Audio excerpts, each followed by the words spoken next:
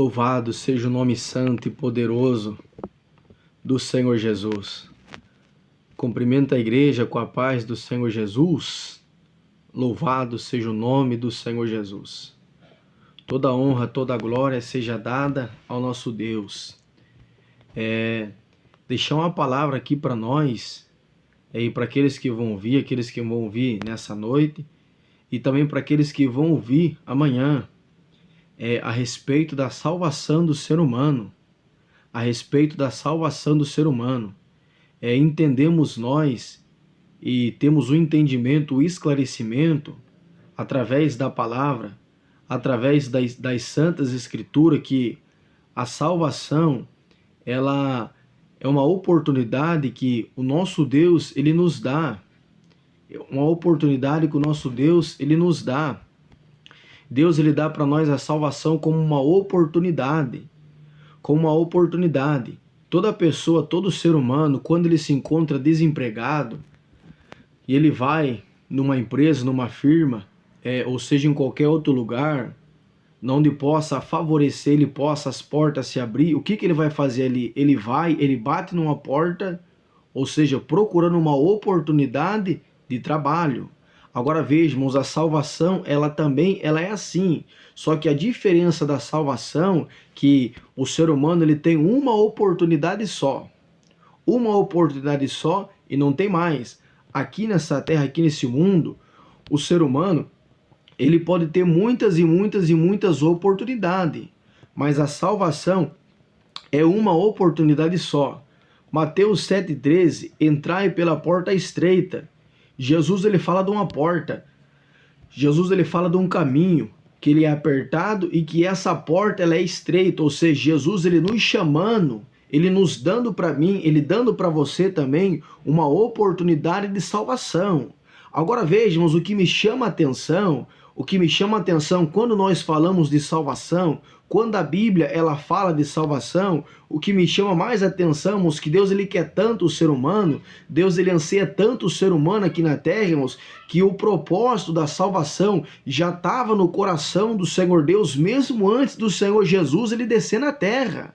Deus já tinha esse projeto, esse formulário chamado salvação. Deus já tinha esse propósito, esse projeto estabelecido no seu próprio coração.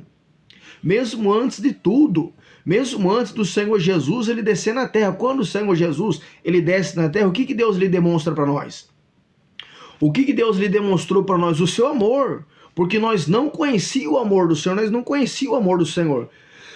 Nós não conhecíamos o amor do Senhor. Agora Deus, aprove Deus, ele mandar o seu filho na cruz do Calvário na terra, em João capítulo 3, versículo 16, porque Deus, ele amou o mundo.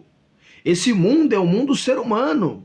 É o mundo do ser humano, porque em João capítulo 1, versículo 27, eis o Cordeiro de Deus que tira o pecado do mundo, o mundo do ser humano. Então veja que Deus ele amou o mundo, Deus ele amou o ser humano. Agora Deus lhe demonstra o seu amor, Deus lhe demonstra o seu amor por toda a humanidade, colocando o seu filho na cruz do Calvário para padecer por mim e por você, onde Jesus ele faz o sacrifício perfeito. João 3,16, Deus amou o mundo de uma tal maneira. Deu o seu Filho unigênito para todo aquele que nele crê, não pereça, mas tenha também a vida eterna. Deus lhe demonstrou o seu amor porque nós não conhecíamos. O amor lhe foi demonstrado por intermédio do Filho. Por intermédio do Filho. Agora o que me chama a atenção é que esse propósito de salvação já estava no coração do Senhor. Mesmo antes do Senhor Jesus ele vir, irmãos, esse projeto, esse propósito já estava no coração do Senhor. Olha como Deus ele é maravilhoso. Vou mostrar aqui, ó.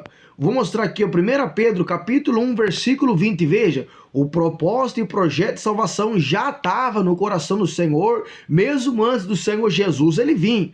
1 Pedro, capítulo 1, versículo 20, diz assim, ó. O qual, na verdade, em outro tempo foi conhecido, Pedro falando de Jesus, o qual em outro tempo foi conhecido, antes da fundação do mundo, Jesus ele falando, porém manifesto nesses últimos tempos por amor de vós, o que eu acabei de falar agora há pouco. Ele já era conhecido mesmo antes da fundação do mundo, mas agora Jesus com salvação ele foi manifesto agora nesses últimos tempos por amor de cada um de nós. Agora vejamos a salvação, o maior desejo do Senhor aqui na terra, irmãos, é a salvação do ser humano. Esse é o maior desejo do Senhor aqui na terra, é a salvação do ser humano. Agora veja, irmãos, a salvação, ela vem através do conhecimento da verdade. É na onde o diabo, ele luta aqui na terra para o ser humano não conseguir alcançar, atingir o conhecimento da verdade. 1 Timóteo 2,4, a vontade do Senhor é que todos se salvem. É que todos se salvem e cheguem ao pleno conhecimento total da verdade. Porque quando o ser humano ele conhece a verdade, ele tem a certeza, ele tem o conhecimento da salvação. Veja o que Paulo ele relembrou Timóteo. 2 Timóteo capítulo 3, versículo 15, ele relembrou Timóteo as sagradas letras, que desde a tua meninice você aprendeu com a tua mãe, você aprendeu com a tua avó Lloyd. Essas sagradas letras, escrituras, elas podem te tornar você sábio, torna você sábio para a salvação. As escrituras podem tornar o ser humano sábio para a salvação. E o que o diabo ele luta para o ser humano não ser salvo? Uma, porque ele já está condenado. João 16,8, quando vier o Espírito Santo, ele convencerá o mundo, convencerá o ser humano, o homem, do pecado, da justiça e do juízo. Do pecado porque não crê no Senhor Jesus, da justiça porque vou para o meu Pai, o Senhor Jesus, dizendo, e do juízo, porque o príncipe desse mundo já está condenado, que é o diabo já está condenado, irmãos, ele já estando condenado, ele já está condenado, mas para nós, Jesus, ele já mostrou um plano de salvação para nós, mesmo antes dele descer aqui na terra. Agora veja, ele já está condenado. Ele já está condenado aqui na terra. Agora, o que ele vai tentar fazer? Ele vai tentar impedir também com que a salvação, ela chegue até em você. Agora, qual que é a maneira do diabo ele impedir que a salvação ele chegue em você? É através do entendimento, porque quando o entendimento do ser humano ele está bloqueado, o ser humano está sem entendimento, sem conhecimento das escrituras, ele consegue impedir da salvação chegar, irmãos, ele consegue impedir. Lucas capítulo 8, versículo 11 diz assim, ó, este é o significado da parábola. A semente é a palavra de Deus. Veja, a semente é a palavra do Senhor. Os que estão à beira do caminho são os que ouvem. Veja, os que estão... Então tem pessoas que estão na beira do caminho e ainda não entrou no caminho. Agora, quem que estava na beira do caminho, irmãos, e quando a pessoa está na beira do caminho, o estado dessa pessoa não é bom. O estado dessa mulher não é bom. O estado desse jovem, desse adolescente, dessa criança não é bom, irmãos. Porque Marcos 10, 49, o Senhor Jesus, quando ele estava a caminho, veja a esperança do Senhor Jesus com o ser humano. Jericó já tinha sido amaldiçoado desde os tempos de Josué. Não tinha vida em Jericó. Em Jericó estava morto, mas veja, a verdadeira vida, que era o Senhor Jesus, ela desceu até em Jericó. E quem que estava em Jericó? O cego de Jericó, Marcos 10, 49. Desceu Jesus a Jericó, ali se encontrava o cego de Bartimeu, na beira do caminho. Ele se encontrava, então vejamos, a pessoa que ela se encontra à beira do caminho, a situação dela não é bom. Agora veja, quando o ser humano está na beira do caminho, ele não consegue compreender. Ele não consegue compreender, não consegue captar, não consegue entendermos a palavra do Senhor. Agora veja, irmãos, é uma forma do diabo ele usar essa estratégia para o ser humano não conseguir ser salvo pela própria falta de entendimento do ser humano. Pela própria falta de entendimento do ser humano. Agora vejam, quando o ser humano ele tem o entendimento, o conhecimento da verdade, além do ser humano ele ser liberto, ele consegue alcançar a salvação, que é a maior vitória da igreja, do ser humano, da humanidade na terra, que hoje, irmão, é a salvação. Por que muitas pessoas não conseguem permanecer dentro de uma congregação onde tem a pregação da palavra? Se cumpre o que Jesus falou em João capítulo 8, versículo 36, conhecereis a verdade vos libertará. Agora no versículo 35, Jesus ele fala, o filho, todo aquele que comete pecado é escravo do pecado. Agora veja, o filho sempre permanece na casa. Agora aquele que comete pecado, que é escravo do pecado, não consegue permanecer na casa. Por quê? Por causa da pregação da palavra. Agora veja, vem a palavra, vem a pregação da palavra na vida daquele ser humano, na vida daquela mulher, daquele jovem, daquela criança, não foi liberto, vem a palavra de encontro com ele. O que acontece? A palavra confronta ele, confronta ela e sai fora, porque era escravo, não era filho, porque o filho permanece na casa. Vamos continuar aqui. Lucas 8:11. Este é o significado da parábola. A semente é a palavra de Deus. Os que estão à beira do caminho são os que ouvem. Mas então vem o diabo e tira-lhes do coração a palavra que foi semeada, para impedi-los de ser salvo crendo nela. Agora eu vou mostrar para vocês como que o diabo ele impede o ser humano de ser salvo. Veja, a palavra ela até chega. A palavra ela até chega no coração do ser humano. Mas veja não no que o ser humano se encontra aqui, irmãos, ó. Mateus capítulo 13, versículo 18 diz assim, ó: escutai a parábola do semeador. Ouvindo alguém a palavra do reino e não a entendendo. Veja, a pessoa que ela está na beira do caminho, ela não entende a palavra, não entende porque por causa do entendimento. O entendimento está fechado, o entendimento precisa abrir. O entendimento precisa abrir do ser humano. Veja que quando o Senhor Jesus ele encontrou 2 discípulos no caminho de Emaús, eles estavam perdidos. As escrituras não diziam que ele ia ressuscitar no 3º dia.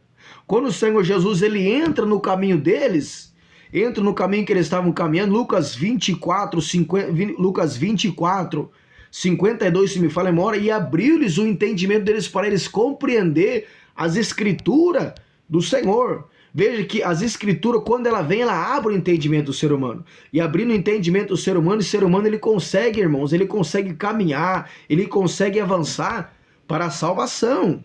Agora vejamos, Atos capítulo 8, versículo 24, 26, se não me fala a memória. Veja o eunuco.